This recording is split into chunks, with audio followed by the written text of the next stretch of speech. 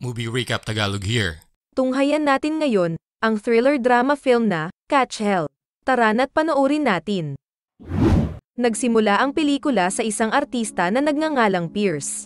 Papunta siya sa isang syudad sa Louisiana kung saan gaganapin ang shooting ng pinakabago niyang pelikula. Pagbaba ng eroplano ay nagpa-picture sa kanya ang isang fan na stewardess. Sinundo siya ng driver na maghahatid sa kanya sa tutuluyan niyang hotel. Pagdating sa hotel ay saglit siyang nagpahinga at naghilamos bago bumaba sa lobby upang makipagkita sa director ng pelikula na nagngangalang Tim. Habang nasa meeting ay biglang dumating ang dalawang malulusog na fans upang magpa-picture kasama siya. Makalipas ang ilang sandali ay dumating ang producer ng pelikula na nagngangalang Tony. Hindi komportable si Pierce sa kilos ng producer na feeling close sila. Inanyayahan siya nito na magkita-kita sila mamayang gabi sa isang bar upang pag-usapan ang proyektong pagbibidahan niya.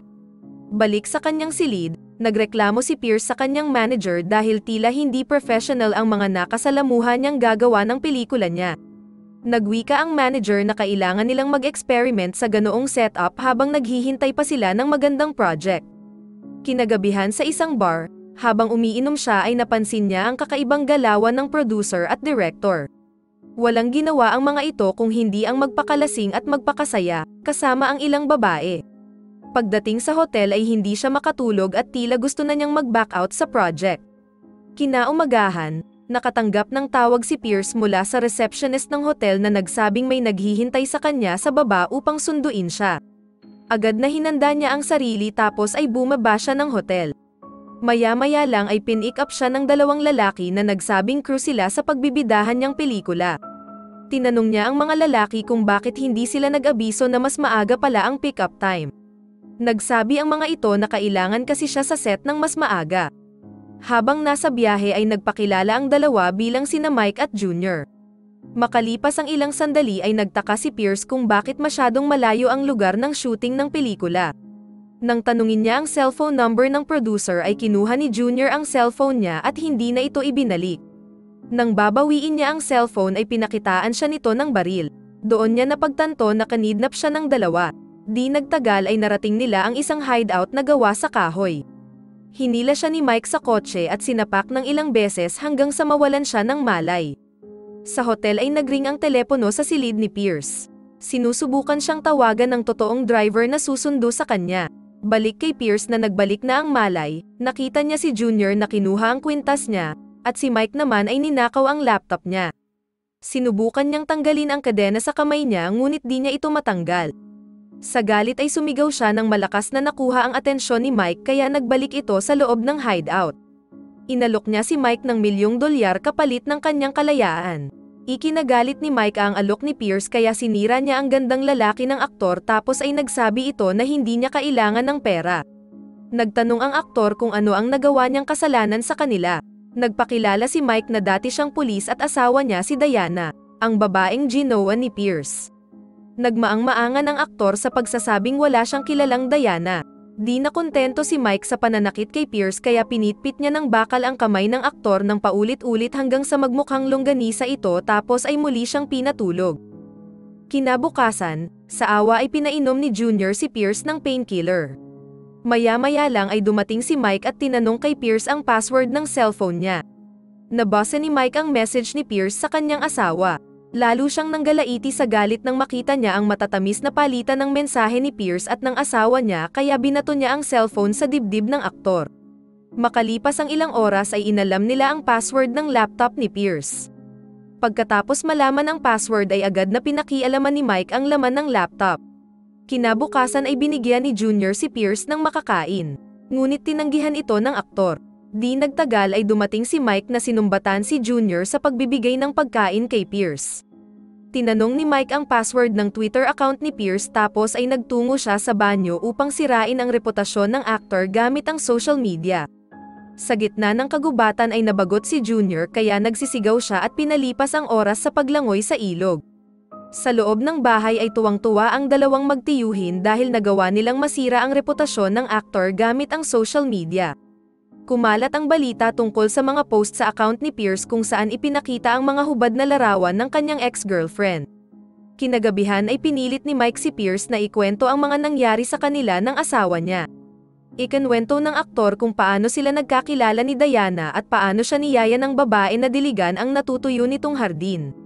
Labis ang naramdamang selos ni Mike kaya hindi siya tinigilang kuryentehin ito gamit ang taser tapos ay binugbog siya. Bago umalis ay nagbilin si Mike sa pamangkin na bantayan ng maigi ang bihag nila upang hindi ito makatakas. Pagpasok ni Junior sa bahay ay nakita niyang malubha ang kalagayan ni Pierce matapos itong bugbugin ni Mike. Ultimo ang mga ngipin ni Pierce ay natanggal sa labis na pagmamalupit ni Mike. Kinaumagahan paggising ni Pierce ay nagulat siya nang makita ang buwaya sa harap niya. Mabuti na lang ay nahuli ito ni Junior. Upang hindi na sila mabiktima ng buwaya ay binaril niya ito. Makalipas ang ilang sandali, kinuha ni Junior ang kama at ibinigay ito kay Pierce tapos ay nilinis nito ang sugat sa bibig niya. Sa guard post, makikita si Mike na pinapalitan ng isang kasamahan sa trabaho habang si Junior naman ay abala sa pagkakatay ng buwaya. Matapos ang kanyang ginagawa ay binasa ni Junior ang script ng pelikulang pagbibidahan sana ni Pierce. Tapos ay tila may pagnanasa siyang sinilipan ng aktor habang natutulog ito. Kinahapunan ay tinanggal ni Junior ang kadena ni Pierce upang makaihi ito sa banyo. Biglang tumawag si Mike kaya agad niyang ibinalik ang pagkakakadena ni Pierce bago sinagot ang cellphone. Hindi nagtagal ay binanggit ni Pierce kay Junior na mabuting tao siya ngunit bakit nagawa niyang makipagsabuatan kay Mike. May pag-aalangan na sinagot ni Junior na tiyuhin niya si Mike at bilang magkamag-anak ay dapat silang nagtutulungan. Nagpaliwanag si Pierce na hindi niya alam na may asawa ang asawa ni Mike at ang totoo ay hindi niya ito ginalaw. Pinaintindi ni Pierce kay Junior na may soplak sa ulo ang tiyuhin niya. Nagsawalang kibo si Junior na tinalikuran at tinulugan ang bihag na artista. Nang hapong iyon, binisita ni Mike ang dating asawa na si Diana. Sinubukan niyang humingi ng tawad sa pagiging barumbado niya at nangakong magbabago. Sumagot si Diana na pag-iisipan niya ang pakiusap ni Mike. Kinagabihan, habang niluluto ni Junior ang karne ng buwaya, sinabi niya kay Pierce na astig at cool ang halos lahat ng pelikula na pinagbidahan niya. Ibinalik ni Pierce ang papuri kay Junior sa pagsasabing maganda ang hubog ng katawan niya. Ibinalita sa telebisyon na hindi pa nahahanap si Pierce at sa ngayon ay hinahanap na ang van na sinakyan niya na posibleng sasakyan na ginamit ng mga kidnapper. Balik sa hideout, binigyan ni Junior si Pierce ng niluto niyang nilagang buwaya. Sa simula ay nag-aalangan ang aktor na kainin ito. Ngunit nang matikman niya ay pinuri niya ang masarap na luto ni Junior. Casual silang nag-usap hanggang sa may tanong ni Junior kay Pierce kung nasubukan niya na bang makipagrelasyon sa parehong kasarian. Sumagot siya na magagawa niya siguro iyon kung nakainom siya ng alak. Nagkaideya si Junior kaya kumuha siya ng whiskey at pinainom ito kay Pierce. Sinakyan ng aktor ang trip ni Junior at ininom ang alak. Ilang saglit pa ay biglang lumagkit ang tingin ni Junior kay Pierce. Hinalikan niya sa leeg ang aktor tapos ay sinubukang buksan ang pantalon nito. Di kinaya ng aktor ang ginagawa sa kanya kaya pinigilan niya ito. Sumama ang loob sa kanya ni Junior kaya lumayo ito. Humingi ng tawad si Pierce sa pagtanggi niya. Umamin si Junior na nilagyan niya ng damong pampatulog ang pagkain ni Pierce. Hindi nagtagal ay nahilo siya at nakatulog. Nilapitan siya ni Junior at sinimulang himasin ang kanyang labi at ngipin. Sumunod na ginawa niya ay tinanggal niya ang pantalon ng aktor. Pagkatapos ay inayos niya ang posisyon nito. Excited na hinubad niya rin ang kanyang pantalon. Nang akmang gagawin na niya ang aksyon ay biglang tumunog ang kanyang cellphone.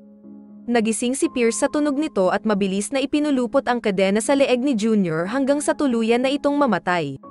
Sa guard post, nagalit si Mike dahil hindi sinasagot ni Junior ang mga tawag niya. Nagsimula siyang mag-alala at agad na sumugod sa hideout na kinaroroonan ng bihag nila. Balik sa dalawa, nagulat si Pierce sa buwaya na biglang kinagat ang binti ni Junior, saka kinaladkad ito palabas ng hideout. Samantalang si Mike naman ay nagmamadaling makarating sa hideout. Lalong sumiklab ang init ng ulo niya nang malaman na sarado ang dadaanan niya. Pinuntahan niya ang bahay ng ina ni Junior at puwersahang hiniram ang susi ng speedboat. Tapos ay nagpatuloy siya sa pupuntahang hideout. Sa hideout, nagawang matanggal ni Pierce ang lahat ng kandado sa kadena ngunit hindi ang posas. Tila may ginawa siya sa loob ng hideout na gagamitin niya. Paglabas niya ay sinubukan niyang paandarin ang lumang kotse sa labas. Sa kasamaang palad ay hindi niya ito napaandar. Di nagtagal ay narating ni Mike ang gilid ng lawa. Pagbaba niya ng speedboat ay nagulantang siya nang makita ang bangkay ni Junior. Galit na galit niyang sinugod ang hideout kung saan nila binihag si Pierce. Pagdating sa loob ay ginalugad ni Mike ang bawat sulok sa pagbabaka sakaling nagtatago si Pierce. Pagpunta niya sa isang madilim na sulok ay bumulaga sa kanya ang improvised na sibat na pinakawalan ni Pierce. Bumaon ito sa kanyang dibdib kaya agad siyang natumba tapos ay hinampas siya ng bakal ni Pierce hanggang sa malagutan siya ng hininga. Di nagtagal ay nakaligtas si Pierce sa malagim na pangyayari. Ikinwento niya ang mga pangyayari kung paano siya na-rescue. Sinabi niyang natagpuan siya ng mga mangingisda na napadpad sa kinaroroonan ng sinasakyan niyang speedboat. Agad siyang dinala ng mga ito sa ospital kaya nakasurvive siya. Lumipas ang ilang araw ay maigi na ang lagay ni Pierce na nagpapahinga sa kanyang rest house. Makalipas ang ilang sandali ay nakatanggap siya ng tawag mula sa kanyang manager. Ibinalita ng manager na marami ang dumating na offer sa kanya dahil sa insidenteng kinasangkutan niya.